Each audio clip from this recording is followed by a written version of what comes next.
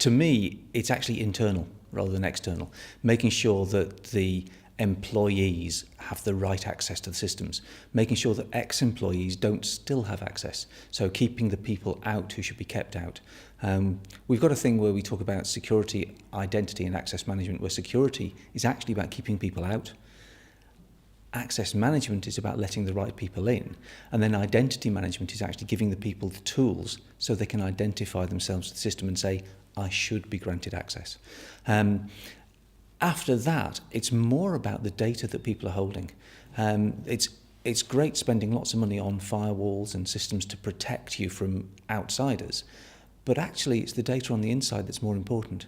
So making sure that that data is available only to the right people, whether it's through security enhancements, access management, or actually just keeping the system off the internet to some extent, it's got to be worthwhile. The third one then is probably around making sure that your status as an employer, as a business, is kept up to date, and that means keeping your website safe. So that you're making sure that the security around your perimeter is up to date, your barbed wire actually works, things like that. We have lots and lots of ideas about the ways of going forward and helping councils, businesses, individuals, making sure that they're safe online. I work in IT. I struggle to keep up with the children at home.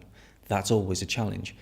People who don't, normal parents who haven't really got a computer of their own, haven't grown up with it, they need some way of making sure things are clear. The ISPs, to some extent, need to be regulated so that parents can choose what their children can see in an easy way, something that's point and click, not I'm typing in lots and lots of text.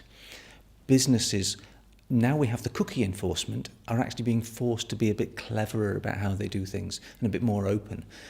Government could do with making sure that the schools are actually bringing out some background information, some base information for people to learn.